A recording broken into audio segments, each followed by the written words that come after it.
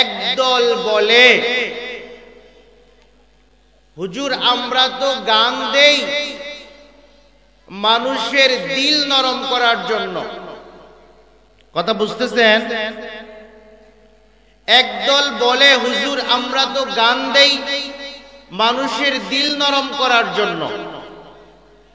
আরেক দল বলে, হুজুর আপনারাও তো ওয়াজ করেন মানুষের দিল নরম করার জন্য, আপনাদেরও কাজ মানুষের দিল নরম করা, আমাদেরও কাজ মানুষের দিল নরম করা। আপনারা সুর উঠান মানুষের দিল নরম করার জন্য, আমরাও সুর উঠাই মানুষের দিল নরম করার জন্য।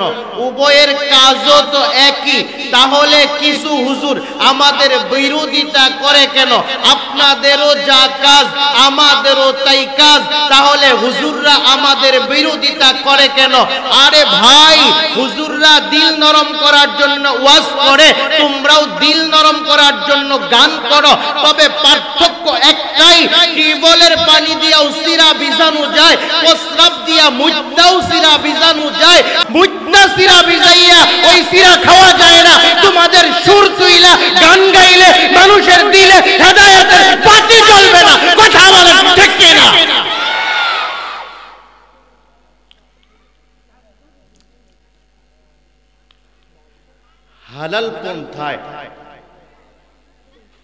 হালাল পন্থায় যদি দিল নরমের ব্যবস্থা না হয়, হারাম পন্থায় দিল নরম হইলে যারা গান শুইনা দিল নরম করে তারা ইট বাটার মতো ধোঁয়াও তুলে। কথা কোন না কেন? যারা গান বাজাইয়া দিল নরম করে ওরা ইট বাটার মতো ধোঁয়াও তুলে, ওর ধারে কাছে যাওয়া যায় না। আমি মাঝে মাঝে চিন্তা করি, এই গাঁজা ঘুরের বউ ওর কাছে থাকে কেমনে? ও আছে বড় মুসিবতে পইরা, যদি অন্য জায়গায় যাওয়ার জায়গা পাইতো ওর কাছে থাকতো না। কথা বুঝে থাকলে বলেন ঠিক কিনা?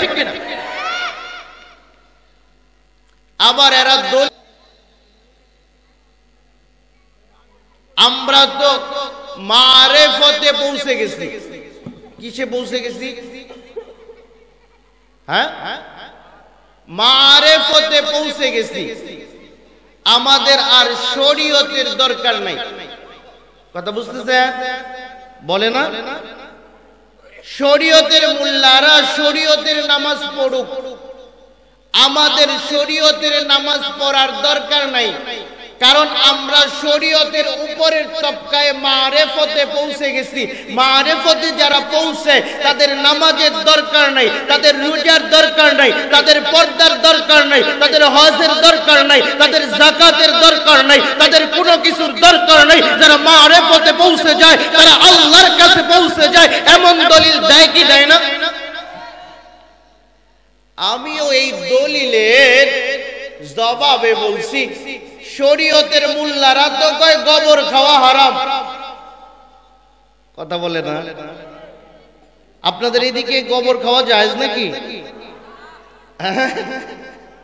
শরীয়তের মোল্লারা তো বলে গোবর খাওয়া হারাম। তোমরা বলছো তোমাদের শরীয়তের দরকার নেই, মারেফতে পৌঁছে গেছো, তাহলে তো শরীয়তে গোবর খাওয়া হারাম। যারা মারেফতে গেছে তাদের জন্য তো আর গোবর খাওয়া হারাম না। তোমরা যখন শরীয়তের কথা বইলা ঈমান আকীদা নষ্ট করতে চাও, আগে গোবর খাও, তারপর তোমাদের সাথে যাব।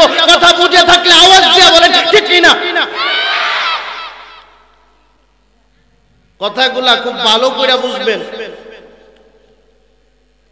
সারা রাত ওয়াজ শুনলেন, কোন শিক্ষা নিয়ে যাইতে পারলেন না। ওয়াজ কি বাংলাদেশে প্রতি রাতে কম হয়? মানুষের পরিবর্তন হয়? হ্যাঁ, ওই যে গানের দলের ভিতরে সুর উঠে, ওয়াজেও সুর উঠে, কি শিখবো কি শিখবো না এটার কোনো খবর নাই। দায়ীর কাজ করছে না, শ্রোতা আমলের নিয়তে শুনছে না, তাহলেই তো জিন্দেগি পরিবর্তন হচ্ছে না। এভাবে সারা জীবন জীবন ওয়াজ চললেও মানুষের পরিবর্তন হবে না। কথা বুঝে থাকলে আওয়াজ দিয়ে বলেন ঠিক কিনা? এখন আপনারা ওয়াজ শুনবেন না আওয়াজ শুনবেন? হ্যাঁ, ওয়াজ আর আওয়াজের মধ্যে পার্থক্য আছে। ওয়াজ এমন কথা যে কথাগুলো বান্দাকে শুনাইলে বান্দার জিন্দেগিতে পরিবর্তন হয়। দাড়ি না রাখা লোকটা দাড়ি রাখে, নামাজ না পড়া লোকটা নামাজ পড়ে, রোজা না করা লোকটা রোজা করে, হজ না করা লোকটা হজ করে, যাকাত না দেওয়া লোকটা যাকাত দেয়, অন্যের মাল লুণ্ঠন কইরা খাওয়া লোকটা অন্যের মাল লুণ্ঠন কইরা খাওয়া বন্ধ কইরা দেয়, চেয়ারম্যান হওয়ার পরে চুরি কইরা গম নেওয়া বাদ দেয়, সংসদে এমপি হওয়ার পরে অন্যের সম্পদ লুণ্ঠন করে না, সুদ ঘুষ খায় না। এমন কথা যেটা বলা হয় এটাকে ওয়াজ বলে। কথা বুঝে থাকলে আওয়াজ দিয়ে বলেন ঠিক কিনা?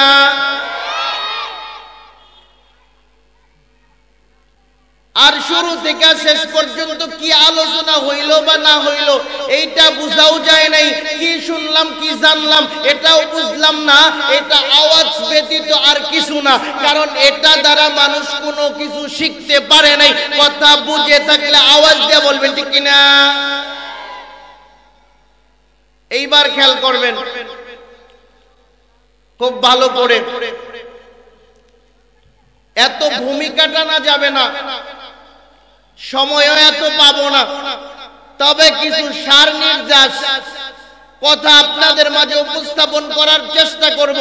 যে কথাগুলো আপনাদের দরকার, আমার দরকার, প্রত্যেক মানুষের দরকার, প্রত্যেক মানুষের জানা ফরজ ছিল কিন্তু না যাই না তারা গুনাহগার হইছে, এমন কথাগুলো আমার আপনার সকলের জানার দরকার আছে না নাই? নবী করিম সাল্লাল্লাহু আলাইহি ওয়াসাল্লাম 40 বছর বয়স যখন হলো, হেরা পর্বতের গুহায় তিনি যখন ছিলেন, এমন সময় জিবরাইল আলাইহিস সালাতু ওয়াস সালাম তার কাছে আয়েশা প্রথম ওহী নাজিল করলেন। ইকরা, কি নাজিল করলেন? কি নাজিল করলেন? ইকরা, কি নাজিল করলেন? ইকরা। শানে নুজুল লম্বা করা যাবে না। প্রথম নাজিল করলেন কি? প্রথম শব্দ কি? ইকরা। এটার অর্থ হইল পড়ো। অর্থ কি? সবাই বলেন, আরো জুড়ে আওয়াজ দিয়া সবাই বলেন। এই শব্দটুকুর উপরেই আলোচনা করার চেষ্টা করব, এর বাইরে যাব না, কারণ এত বেশি আমিও দিতে পারবো না, এত সময়টাও পাবো না। তবে এইটুকু আপনাদের জানার দরকার আছে না নাই? আল্লাহ পাক রব্বুল আলামিন প্রথম শব্দ বললেন ইকরা, পড়ো। এই পড়ো বলে আল্লাহ কি পড়তে বললেন, কি বুঝাইলেন? ইসলামের ভিতরে 3 স্তরের শিক্ষা আছে। কয় স্তরের? কয় স্তর? 3 স্তর। প্রথম নাম্বার হইল প্রাথমিক শিক্ষা, দ্বিতীয় নাম্বার হইল মাধ্যমিক শিক্ষা, তৃতীয় নাম্বার হইল উচ্চ মাধ্যমিক শিক্ষা। প্রথম কি? প্রাথমিক শিক্ষা। কথা বুঝেন নাই? প্রথম নাম্বার কি?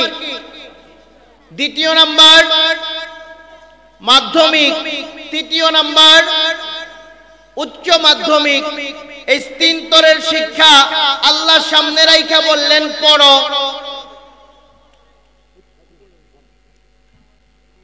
প্রাথমিক শিক্ষা বলা হয় যেই শিক্ষা অর্জন করলে একজন মানুষ তার জিন্দেগিতে নামাজ পড়তে যা লাগে, রোজা করতে যা লাগে, হজ করতে যা লাগে, যাকাত দিতে যা লাগে, জীবন পরিচালনা করতে যা লাগে, এক কথায় এইটুকু জানা প্রত্যেক মানুষকে প্রাথমিক শিক্ষার আওতায় আনে। কথা বুঝে থাকলে বলেন ঠিক কিনা?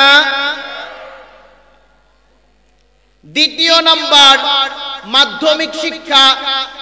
মাধ্যমিক শিক্ষা বলা হয় যতটুকু জ্ঞান অর্জন করলে একজন মানুষ, বুঝতেছেন, একজন মানুষ কিতাবগুলো, আল্লাহর প্রেরিত কিতাব কুরআন এবং হাদিসের কিতাবগুলো পড়াইতে পারে, এইটাকে মাধ্যমিক শিক্ষা বলে।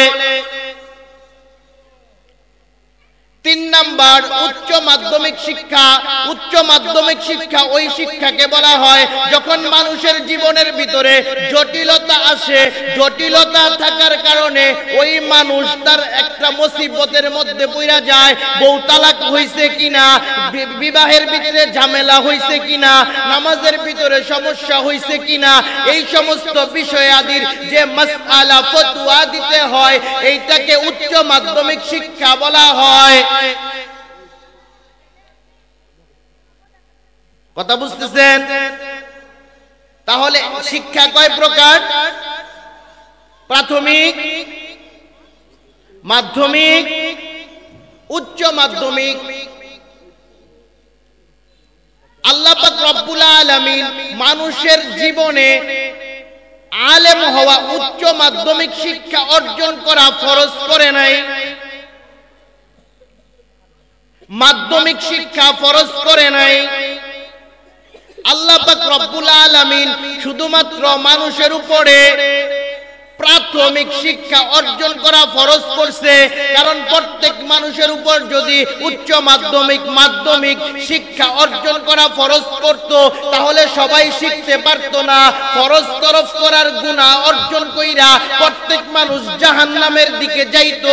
কথা বুঝে থাকলে আওয়াজ দিয়া বলেন ঠিক কিনা? 3টার মধ্যে আল্লাহ ফরজ করছেন কোনটা? হ্যাঁ, প্রথম স্তরের। খুব ভালো করে খেয়াল করবেন,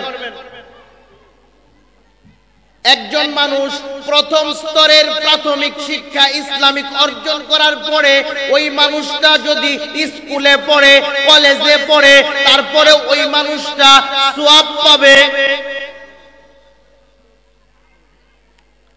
সমস্যা হচ্ছে?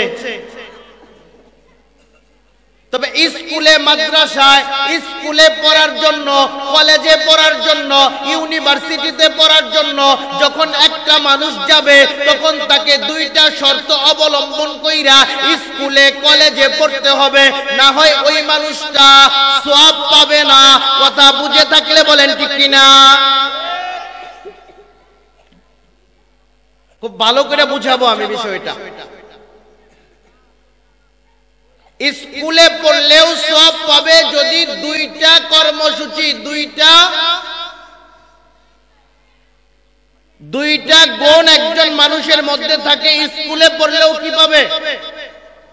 সওয়াব পাবে। প্রথম নাম্বার, স্কুলে পড়তে যাইয়া যদি ওই মানুষটা মনে রাখে সে মুসলমান, এইটা ভুলে না যায়, তাহলে সে স্কুলে যদি পড়ে, আল্লাহ পাক রব্বুল আলামিন মনে রাইখা পড়ার কারণে তারে সওয়াব দান করবেন। একবার বলেন সুবহানাল্লাহ। এইবার ঝামেলার মধ্যে পইরা গেলাম। স্কুলে পড়লে নিজেকে মনে রাখতে হবে আমি মুসলমান, মুসলমান কি এই জিনিসটা জানতে হবে। যদি না জানি তাহলে, আর যদি নিজে মুসলমান এইটা মনে না রাখি, তাহলে আমি আপনি জান্নাতে যাইতে পারবো না।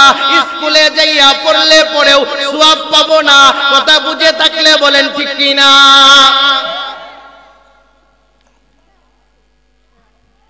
একটা মেয়ে যখন স্কুলে যায়, খেয়াল করবেন, একটা মেয়ে যখন স্কুলে যায়, স্কুলে যাওয়ার সময় ওই মেয়েটা বুরকা পরে না স্কুল ড্রেস পইরা বুরকা ছাড়া স্কুলে যায়? হ্যাঁ,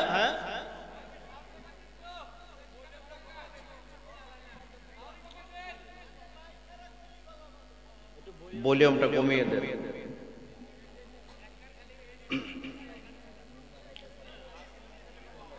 খেয়াল করেন এইদিকে, স্কুলে যাওয়ার পরে যদি মনে রাখে সে মুসলমান, এই মেয়েটা বুরকা পরে স্কুলে যায় না বুরকা ছাড়া স্কুলে যায়? আওয়াজ দিয়া বলেন, বুরকা পইরা না বুরকা ছাড়া? বুরকা পইরা যায় না স্কুল ড্রেস পইরা যায়? একটা মেয়ে যদি মনে রাখে সে মুসলমান, তাহলে ওই মেয়েটা কি বুরকা পরা ছাড়া স্কুলে যাইতে পারে? আমার কথা বুঝেন না আপনারা? একটা মেয়ে যদি সে মনে রাখে আমি মুসলমান, তাহলে ওই মেয়েটা কি বুরকা পরা ছাড়া স্কুলে যাইতে পারবে? আওয়াজ দিয়ে বলেন, যাইতে পারবে? এখন যারা বুরকা পরা ছাড়া স্কুলে গেল, যেই সমস্ত মেয়েরা, তারা মুসলমান আছে না নাই? কথা বলছেন নাই? মুসলমান আছে না নাই? আল্লাহ পাক রব্বুল আলামিন একজন নারীর উপরে পর্দা করা ফরজ করে দিয়েছে, পর্দা করা ফরজ করে দিয়েছে, পর্দা করা ফরজ করে দিয়েছে। নামাজ যেমন ফরজ, পর্দা তেমন ফরজ, রোজা যেমন ফরজ, যাকাত তেমন ফরজ, ঠিক পর্দাও তেমন ফরজ। পর্দা অমান্য করলে যেমন গুনাহ হয়, নামাজ অর্জন ছাইরা দিলে তেমনই গুনাহ হয়। এখন যেই মেয়েটা পর্দা ছাড়িয়া দিয়া কপালের ভিতরে টিপ লাগাইয়া, ঠোঁটের ভিতরে লিপস্টিক লাগাইয়া, বুরকা না পরিয়া এমন পোশাক পইরা যায়, যেমন পোশাক পইরা গেলে তার পর্দা লঙ্ঘন হইয়া যায়, ওই নারী তো আর মুসলমান থাকতে পারে না। কারণ আল্লাহর বিধান অমান্য করিয়া সে মুসলমানিত্ব ধ্বংস করিয়া দেয়। কথা বুঝে থাকলে আওয়াজ দিয়া বলেন ঠিক কিনা? আল্লাহ পাক রব্বুল আলামিন বলেন, প্রত্যেক নারীর জন্য পর্দা করা ফরজ। পর্দা কিভাবে করবে? একটা নারী তার শরীরটাকে, তার সৌন্দর্যতাটাকে এমন ভাবে ঢাকিয়া রাখবে, যেই ভাবে ঢাকিয়া রাখলে একজন পুরুষ তারে দেখে না, একজন পুরুষের সামনে তার সৌন্দর্যতা প্রকাশ পায় না। আর এই সৌন্দর্যতা যার প্রকাশ পায়, ওই নারীর পর্দা ভাঙ্গিয়া যায়। আর যেই নারী পর্দা ছাড়িয়া দেয়, তার ঈমানও ঠিক থাকে না। কারণ আল্লাহ পাক রব্বুল আলামিনের নবী বলেন, যেই নারী একবার তার চুল দেখাইলো, চুল দেখানোর কারণে ওই নারী ৭০,০০০ বছর জাহান্নামে থাকবে। কথা বুঝে থাকলে আওয়াজ দিয়া বলেন ঠিক কিনা?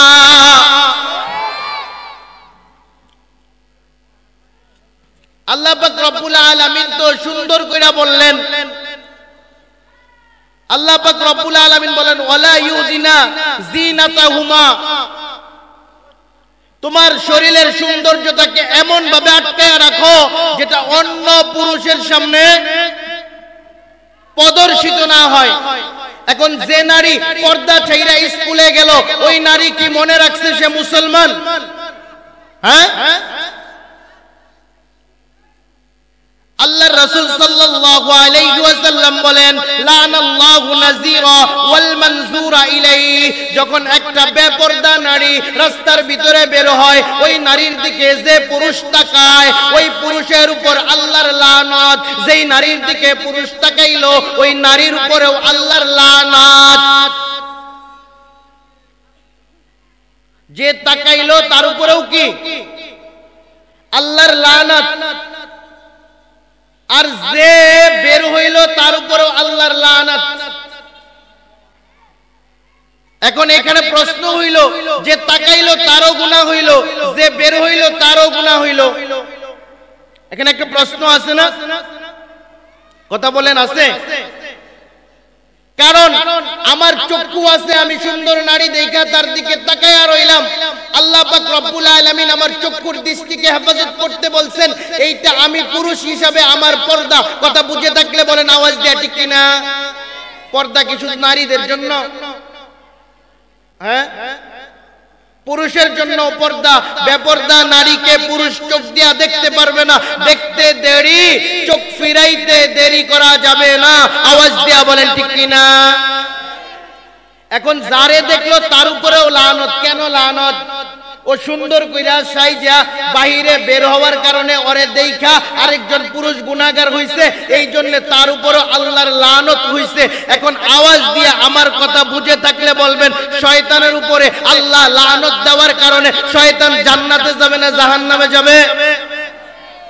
এখন যারা পর্দা লঙ্ঘন কইরা পর্দার বিধানের বাহিরে যাইয়া চলবে, তাদের উপরে আল্লাহর লানত হওয়ার পরে তারা জান্নাতে যাবে না জাহান্নামে যাবে?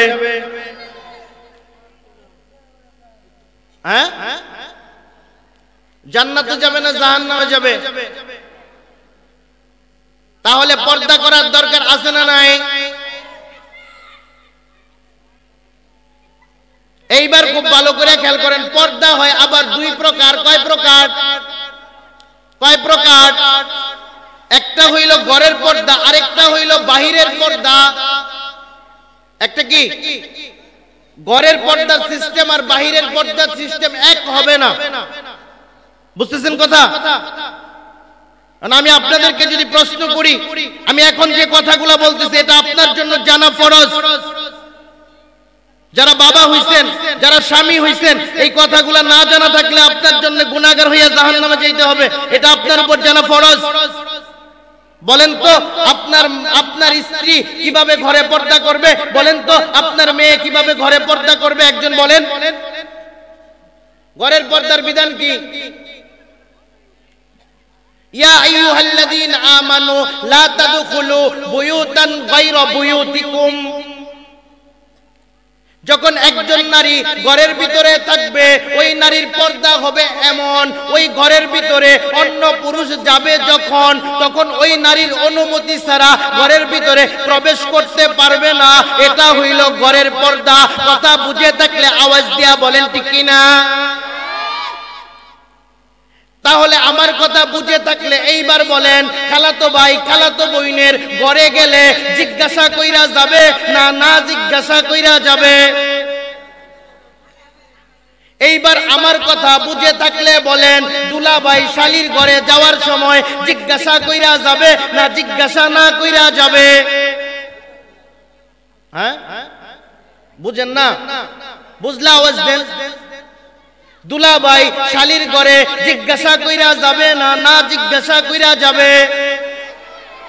হ্যাঁ, ফুফাতো ভাই ফুফাতো বোনের ঘরে যদি যায় জিজ্ঞাসা কইরা যাবে না না জিজ্ঞাসা কইরা যাবে? দেবর ভাবির ঘরে জিজ্ঞাসা কইরা যাবে না না জিজ্ঞাসা কইরা যাবে?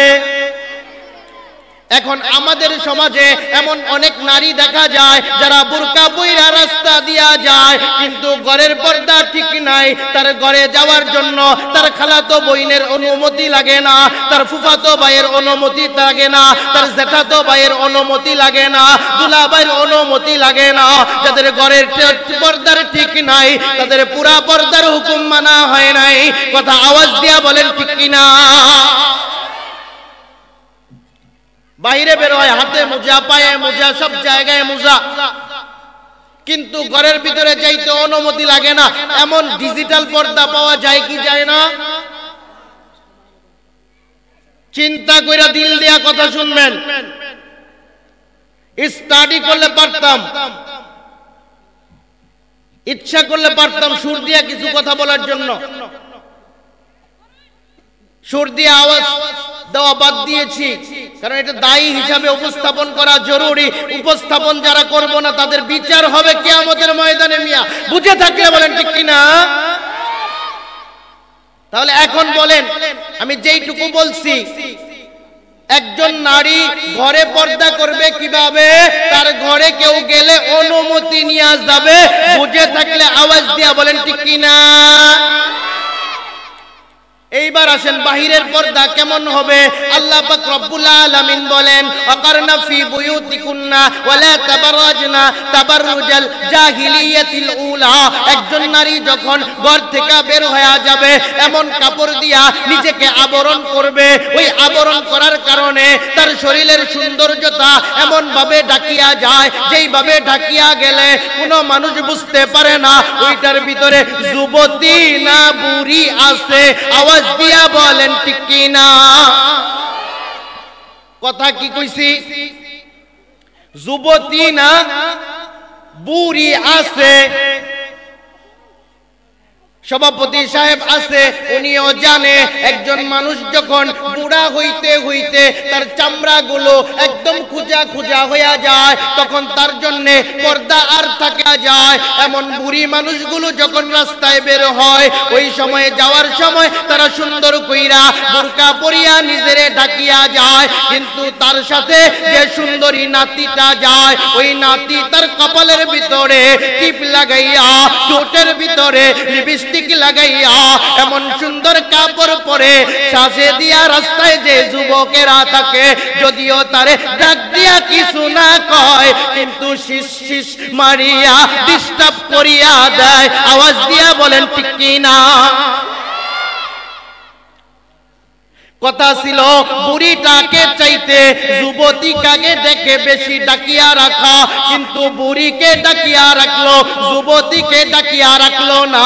এটাকে বাংলা ভাষায় বলা হয় আলকাতরা টিনের মধ্যে তুলিয়া মিষ্টি উড়াম কইরা খুলিয়া দেওয়া। মিষ্টি যেমন সারিয়া দিলে ওই মিষ্টিটা চিনিয়ে খাইয়া ফেলায়, পিঁপড়ায় খাইয়া ফেলায়, মৌমাছি মাছিয়ে খাইয়া ফেলায়, ঠিক তেমন যুবতী কে পর্দা না করিয়া রাস্তায় সারিয়া দিলে দর্শন হওয়ার সম্ভাবনা বাড়িয়া যায়। কথা বলেন আওয়াজ দিয়া ঠিক কিনা?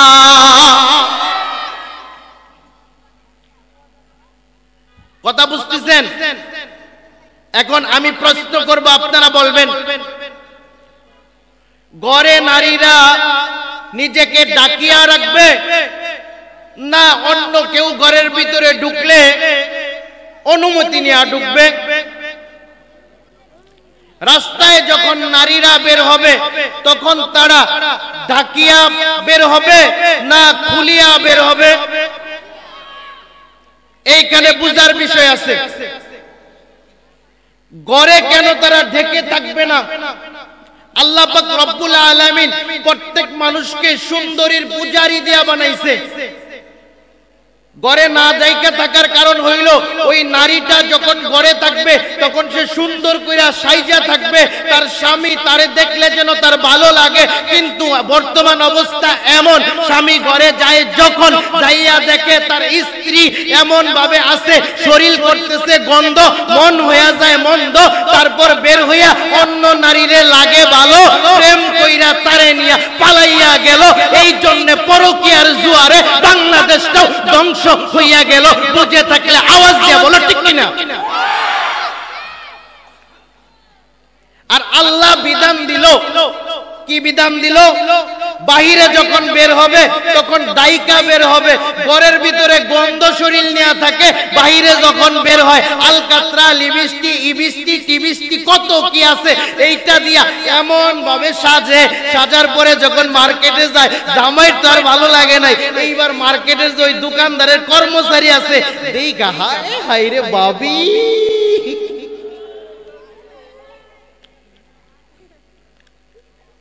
একদিন, দুই দিন, তিন দিন, তারপরে বাবির সাথে ফোন নাম্বার বিনিময়, দুইজনের মধ্যে প্রেম হয়। সদরউদ্দিন বউ রহিমউদ্দিন লইয়া বাগে পর্দা সারিয়া দেওয়ার কারণে বুঝা থাকলে আওয়াজ দিয়া বলো ঠিক কি না? পরকীয়া কেন বাড়লো? পর্দা করার কারণে না পর্দা সারার কারণে? পরকীয়া কেন বাড়লো? পর্দা করার কারণে না পর্দা সারার কারণে? আওয়াজ দিয়া না বললে চলবে না, ছেড়ে দেব। পরকীয়া কেন বাড়লো? পর্দা করার কারণে না পর্দা ছাড়ার কারণে? পর্দা ছাড়ার কারণে পরকীয়া বাড়লো। একজনের বউ আরেকজনে নিয়ে গেল, পর্দা না করার কারণে বাবা কষ্ট কইরা মেয়েরে লালন পালন করলো। ওই মেয়ে বাবার অনুমতি ছাড়াই পালাইয়া যাইয়া বিবাহ বসলো। বাবা শুধু কাঁদে কিন্তু লাভ নাই, কারণ বাবা তুমি তোমার মেয়েরে পর্দা করাও নাই। এই জন্য মিষ্টির ভিতরে যেমন পিঁপড়া বসছিল, তোমার মেয়ের উপরেও ওই রকম বমর বসিয়া তারে নিয়া পালাইয়া গেছে। তোমার মেয়ে পালাইছে তার ভুলের কারণে না, তুমি বাবা হইয়া পর্দা নিশ্চিত না করার কারণে তোমার মেয়ে পালাইয়া গেছে। বুঝে থাকলে আওয়াজ দিয়া বলো ঠিক কি না?